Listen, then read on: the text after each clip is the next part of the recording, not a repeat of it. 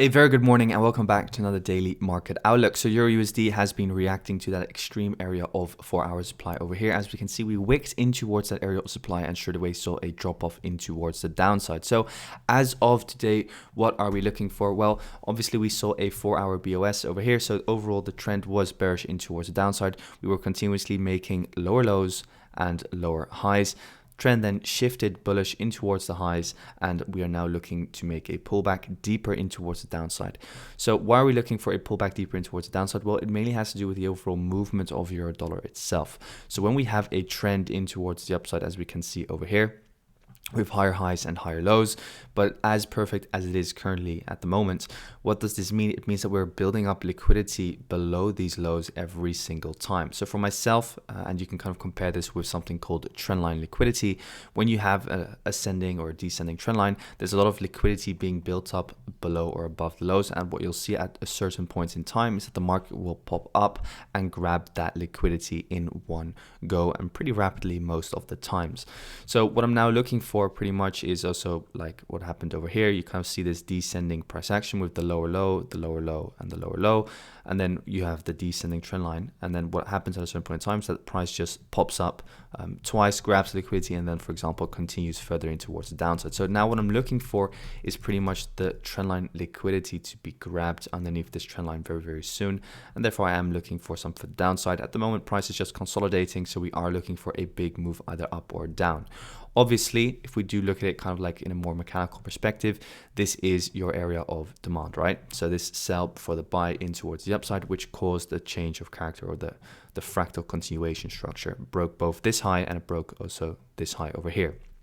So ultimately, as long as the low of this bullish candle over here is respected, we should continue higher. However, we have to keep in mind that there's an important rule when it comes to supply and demand, and that is when you have an area of supply, for example, over here, the longer that you rest inside of that area of supply, the weaker that supply zone gets. Preferably what you want to see is a tap in and a tap out, because that means that there's a lot of demand inside of that zone. So that's what we initially saw. You saw a tap in and then boom, straight away move out. But now what you can kind of see is pretty much, if you just draw the overall sell for the buy candle from wick to wick, is that we've been resting inside of that area of demand for a very long time now. And then keeping in mind also that we've seen a BOS, it wouldn't be a surprise if we do see some further downside very, very soon. This also has some confluence with the dollar index, which I'll show you in a second. Now, that is a 4-hour. Obviously, mechanically, we should continue up higher, but we are consolidating, so expecting some move very, very soon. Demand's not really holding up, so preferably let's wait until the end of the day to trade euro dollar tomorrow. Then going in towards the 15-minute time frame, well, obviously the 15-minute is still bullish from this low over here in towards this high. We pull back, and now you're just consolidating over here. So yeah, let's just wait and see for now. So that's euro dollar for you. Going in towards the dollar index. So this is the wrong one, but let me just go into the dollar index for you. So going in towards the dollar index here on the 4-hour time frame, obviously the market is in supply. Only thing is that we've seen a change of character on this 4-hour high over here. So that was your 4-hour change of character high. Overall, yeah, I was looking for last week was a push after we came in towards daily demand. So we came in towards this area of daily demand over here. We wicked in and we moved straight back out again. So that was pretty much planned to perfection. Then looking at the 4-hour time frame, we were anticipating at least a pullback in towards this area of supply. So this buy before the sell-off. And we pulled back in towards there. However, once again, what you would prefer is that the market, once it reaches that area of supply, it just moves straight out again and just continues in towards the downside. Now, the longer that, again, that you rest inside an area of supply, the weaker it gets. So I would not be surprised if we do see some form maybe of a higher retracement, grabbing liquidity, which is still open above these highs. So that's currently what I am taking into account here on the dollar index. Maybe we move down a little bit lower, for example, in towards here, then see a bullish reaction from there, grab the liquidity below this low. That is a possibility. So yeah, if we do, for example, continue down lower and we see a close kind of below this zone, then I will be more confident that we will most likely see, for example, this demand zone get met. So that is the dollar index for you. Going in towards Aussie dollar now. So Aussie dollar here on the 4-hour, and let me just kick it off first of all on the daily. So daily is in supply, guys. Daily has pulled back in towards this supply zone, and we are stalling and moving back down lower. So keep in mind that this daily supply zone can now push price down in towards lows once again. Now going in towards the 4-hour time frame, and just keep in mind the daily is bearish, so this low should be over here. So this is your daily high, this is your daily low. So obviously after a daily BOS, so break of structure over here, what do you expect? You expect a pullback. So the pullback happened once we liquidated this swing low over here. So there was liquidity resting below that low. We grabbed the liquidity, V-shaped reaction in towards the highs. Now, what you're seeing is that price is stalling within this area of consolidation. So I wouldn't be surprised if we do see some kind of bearish reaction in towards the downside, because it is an area of supply. Now going in towards the 4-hour as well, 4-hour has reached this supply zone over here, and we are now again stalling inside of this demand zone. Demand zone is not really holding up as we would like, because look, previously when the market is extremely bullish, what you'll see is, okay, sell before the buy, tap in, boom, straight away move out. Sell before the buy, tap in, over here, straight away V-shaped reaction, move out. Then again, over here, quick in and out. But now what's happening is that the sell before the buy, you move in and you move out, but boom, okay, now we fail to put in a new high over here. So what's happening is that we're kind of like stalling inside of this supply zone. So therefore I wouldn't be surprised that now is most likely the time to start grabbing liquidity below the lows over here. So keep that in mind over here on Aussie dollar. Overall, you can see rangy price action, but most of the times, what that mean is that Aussie dollar is primed for kind of like a deeper correction at the moment. But again, I would recommend waiting until kind of like the end of the day to see really where Aussie dollar wants to head next, because ultimately what you can kind of see, a lot of people would say this is like a head and shoulders pattern. I personally don't trade these things, but you can still see that there's like a lot of liquidity resting below these lows over here as well. So I am kind of like favoring some further downside momentum. At the moment, it does also look like the overall momentum is in towards the downside. Kind of grabbed the liquidity above this high, and then since then broke this low, and you can kind of see that the overall momentum is in towards the downside. In fact, over here, consolidation, tap in, move down. So now we are kind of continuing down lower. So let's see if this consolidation area holds and we do in fact move down lower. That's what I'm looking for at the moment. So that is Aussie dollar for you. Now moving on in towards pound dollar. So pound dollar over here on the 4-hour time frame. So very similar to these other pairs, also kind of moving further in towards the highs.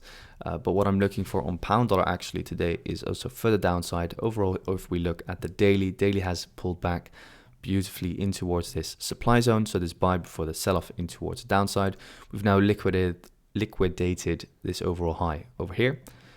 So now what I'm looking for is for us to start pushing in towards the downside after liquidating that high, pushing in towards daily supply and pretty much fulfilling the overall continuation in towards the downside.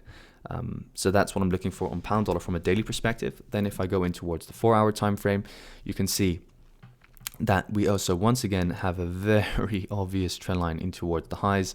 A lot of liquidity again being built up below these lows, which I'm looking to take out very, very soon. So we're now currently in this supply zone. Once this supply zone breaks, then it's all gas, no breaks in towards the downside in my opinion. So that's what I'm looking for. Let's say we do, move further in towards the upside, then I will be looking also for a short from that area of supply over here. So that's what I'm looking for on pound dollar. So expecting some further downside for sure. Now going in towards 15, look for a short once we start breaking the lows over here. At the moment, current order flow is already bearish in towards the downside. So keep on looking for that further downside momentum in my opinion for now. And especially once we break this low, then you can look for another short. So that's pound dollar. NZDUSD next up. So going in towards the 4-hour time frame. So over here on the daily, we pulled up in towards this buy before the sell beautifully. Now definitely expecting for the downside from NZDUSD for now. Definitely gonna be looking for a retest overall of these lower candles. So at least in towards obviously the sell for the buy, but I wouldn't be surprised if we move down even lower. Pretty much we still have these open lows over here, but a little bit messy daily time frame, mainly focusing on the 4-hour time frame because that's where it gets more interesting. So overall, the ascending correction has now been completed. So I'm definitely now looking for zone number 1 and zone number 2 over here to get hit in the short term. So expecting further downside. We might pull back still in towards this buy for the sell. That will offer us another shorting opportunity.